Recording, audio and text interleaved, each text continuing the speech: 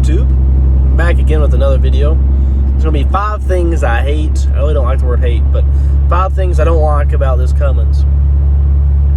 And you'll hear me refer to it as Cummins, not Ram 2500, because at the end of the day, the reason why people buy these trucks is because of the Cummins engine. So I refer to it as Cummins, not as Ram 2500 diesel. First and foremost, I don't like the brakes. I really don't. Just everyday normal cruising down the highway, brakes are fine. When you need to actually stop, I mean, if someone slams on their brakes in front of you, if you don't have the engine brake on, you're probably going to just slam right through them. The brakes do not grab too well, and it's not just my brakes. I've had, the brake system gone through. I have basically brand new pads, brand new rotors, no issues with them, basically no wear. They do have a couple thousand miles on them, but what's that, And it's just really, really annoying, especially if you're hauling something. If you have anything more than 6,000 pounds behind you, and I know that, a lot of people don't, but anything more than about 6,000 pounds behind you, if you're hauling something,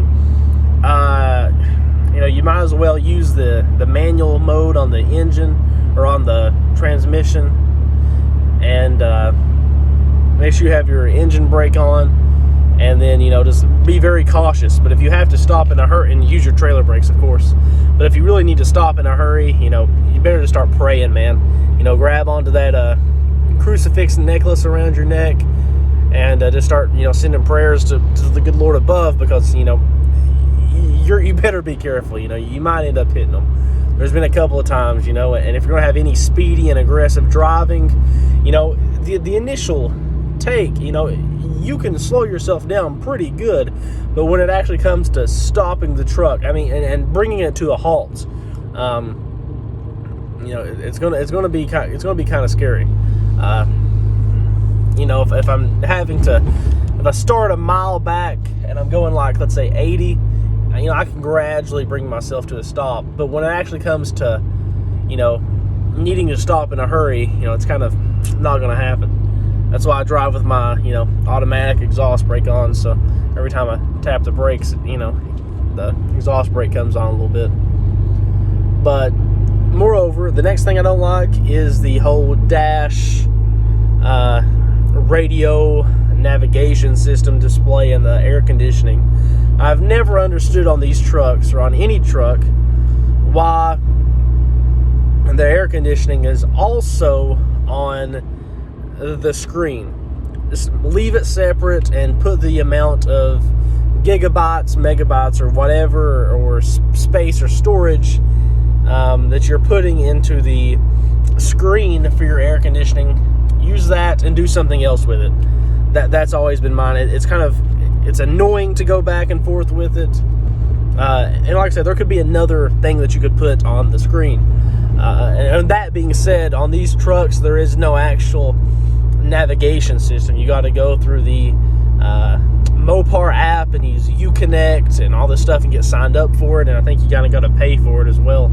Whereas when I had my F-150, I just clicked on it, and it was really useful, especially in traffic. I could kind of say, if I get off on the side road and then turn right and then turn left and then make another left or another right, I could do this. But you can't, because there is actually no GPS. There actually is no navigation. Now there is GPS on the truck because the government makes you have that, but without that being said, it's kind of just annoying, really. And I've had to use my phone for it, and I don't mind, but I don't want to have to constantly, reach down for my phone, and then, if a cop sees me on my phone, and that's a pretty big ticket. Man, I really got to poop. Probably should stop at the gas station, but I'm trying to hold it until I get home. I'm almost there. But it's just really something I shouldn't have to deal with, these trucks. And even so on that, I don't think that any of these vehicles have actually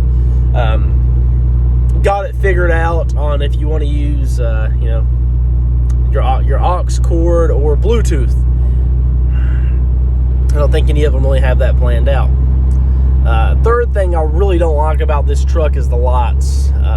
Regular HID headlights.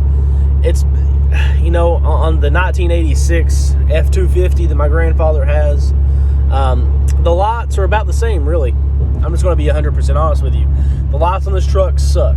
I've thought about, upgrading the transmission and upgrading the turbos on this truck so I can have more horsepower, more torque. And in reality, I'm probably going to upgrade the lights first, because it's borderlining dangerous if you're coming around a curvy road or any type of fog or anything, because you just can't see crap. I mean, I'm struggling to see 2 truck lengths in front of me. And I've had the dealership, and I've tried to adjust the bulbs themselves on the angle they come at, but that's just as strong as they are. And I have, perfect battery voltage. It's not that I'm, doing that or running big subs, and, every time the bass drops, the lights flicker. It's not that. The lights just suck. The bulbs are fine in it. They're not almost burnt out. The bulbs are fine. And it's really aggravating.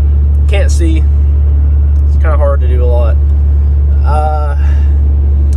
Fourth thing, and the fourth thing to me is just kind of more of one of those personal things, is the display on, where your speedometer and stuff is. I've really never understood why a lot of these companies want to cheap out on little stuff like this when you could really do something really interesting. Very basic, very, I don't want to say hard to modulate, but it just kind of, you got to click over, down, up, go round and round, make the Pac-Man run from the eater thing or whatever. And I understand it depends on what trim level you get on your truck, but it really doesn't on these. It's kind of a, choose what you will. And really, I think a lot of it is kind of laggy, and I'm not really sure if that's just, something to do with the electricals on the truck, but, it kind of does have a little bit of a lag to it when it comes to the little display. And, I can see my fuel economy, but then I click over and it takes it just like a split second longer than I would like it to. Like I said, that's just me being a hard guy. That didn't come out right. Kind of being a prick to deal with, and which is a personal pet peeve. Another thing I don't like about this truck is the mid console. It raises up into a seat, and once it raises up, that's as far as it'll go. It won't lean back any further, which is really uncomfortable for anyone who's trying to sit in the middle. If you're on a construction crew, you might put someone in the middle. If you're on vacation, your kid's sick, and you need to set them right there. It's really almost a straight up and down position, and I'd say it's really uncomfortable. So that's my 5 things. I really struggled to pick out the last 2. That was really just me kind of, being pinpointing just to try to find 5 things, little, nitpicky things. But really the brakes, the lights, and the whole little dash navigation, supposed to be navigation and radio, that's just aggravating to me. And I'll even give you all a bonus one. Is when I put the truck in manual mode so I can shift it myself. The shifts are slow. The transmission itself, when it's just in regular automatic, shifts faster than me doing it, clicking the button. It's really slow, and it's really slow, and almost to the point to where, I wouldn't use it if I was up shifting. If I was using it to hold it in a gear, if I was towing something and coming downhill, I can understand. But with any acceleration, it's kind of pointless, really, unless you just want to hold it in first to do a burnout. But that's another question for another day. So hope everyone enjoyed this video. Have a good one.